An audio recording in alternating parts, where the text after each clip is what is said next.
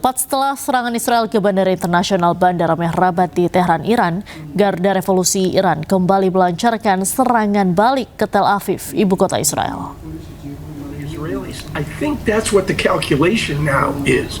Regime preservation. Ledakan besar terjadi setelah sebuah rudal menerjang pusat kota Tel Aviv di Israel.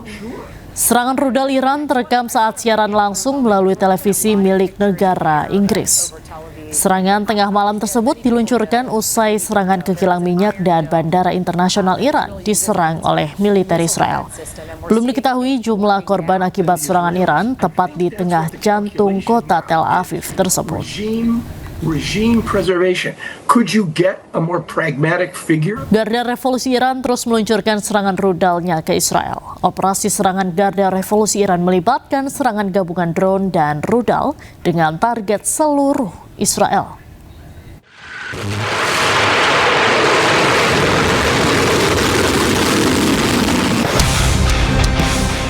Garda Revolusi Iran terus meluncurkan gelombang serangan rudalnya melalui operasi True Promise 4. Iran mengklaim sejumlah target berhasil dihantam menggunakan rudal generasi lanjutan termasuk rudal Emad, rudal Ghadar, serta rudal Hebar. Iran menanggapi serangan Amerika dan Israel dengan menargetkan Israel dan aset-aset Amerika di kawasan Teluk.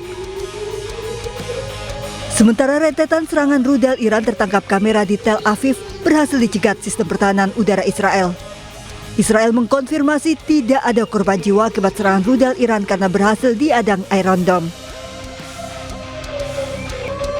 Sirine terus meraung seiring dengan gelombang serangan rudal Iran memaksa warga Israel berlindung di bunker-bunker di Tel Aviv. Israel dan Iran saling bertukar serangan rudal dan roket yang melibatkan negara lain di kawasan Teluk.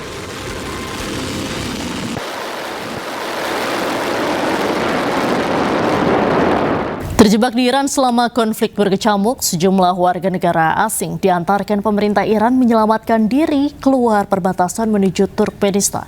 Dari Turkmenistan, masing-masing akan kembali ke negara asalnya.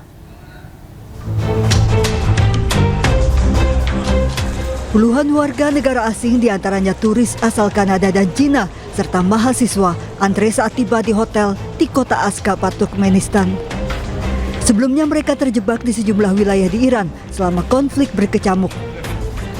Mereka menyelamatkan diri keluar dari Iran diantar oleh pemerintah Iran hingga ke perbatasan dengan perjalanan darat. Pemerintah Turkmenistan menerima puluhan warga negara asing ini dan membantu serta memberikan fasilitas selama mereka transit di Turkmenistan. And we came from Iran.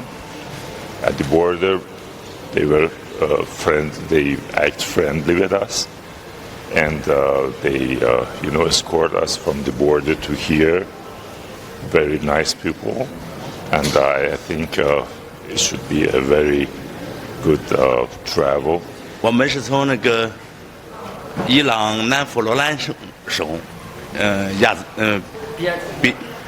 比尔丹的市过来的，一共是3月4号走过来的。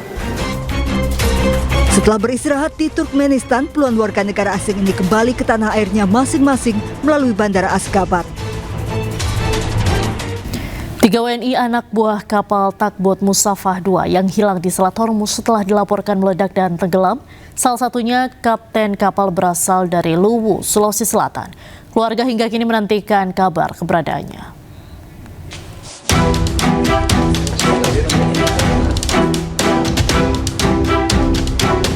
Kapten Miswar Maturusi, warga desa Patedong, Ponrang Selatan, Kabupaten Luwu, Sulawesi Selatan, hingga kini belum diketahui kabarnya.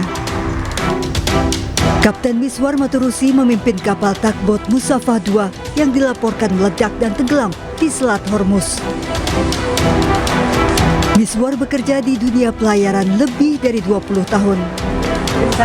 Komunikasi terakhir keluarga dengan Miswar terjadi pada Rabu lalu, sempat berbicara dengan istrinya dan menyampaikan rencana pelayaran. Sehari setelahnya, Miswar masih sempat membuka pesan dari anaknya namun tidak membalas sebelum akhirnya hilang kontak. Sebelumnya kan disampaikan bahwa beberapa kali itu memang kapalnya itu kan kayak sistem GPS-nya kayak error begitu. Error, terus sempat disampaikan bahwa ada katanya kayak dia semacam sesuatu dia lihat, giliran minta dipandu, ternyata tidak ada. Informasi hilangnya kapal pertama kali diterima keluarga Jumat pagi dari rekan korban. Keluarga berharap Kapten Miswar segera ditemukan dalam kondisi selamat. Dari Luwu, Sulawesi Selatan, Nasruddin Rubak, iNews melaporkan. Iran melancarkan serangan ke Dubai Tower, 1 orang dilaporkan tewas.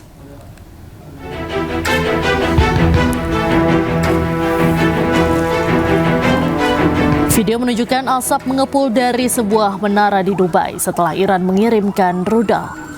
Pihak berwenang mengatakan meski rudal berhasil dicegat, namun puing-puing berjatuhan dan merusak bangunan hingga mobil yang melintas.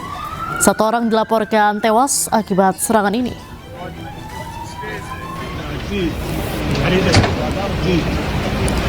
Api juga melahap gedung pencakar langit di Kuwait. Markas besar lembaga publik untuk jaminan sosial Kuwait terbakar setelah dihantam oleh serangan udara Iran.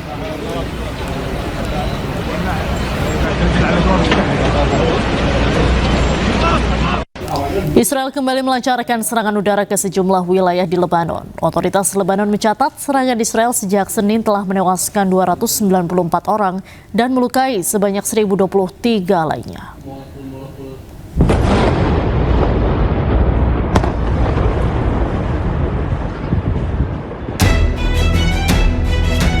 Militer Israel kembali melancarkan serangan udara besar-besaran ke sejumlah wilayah di Lebanon.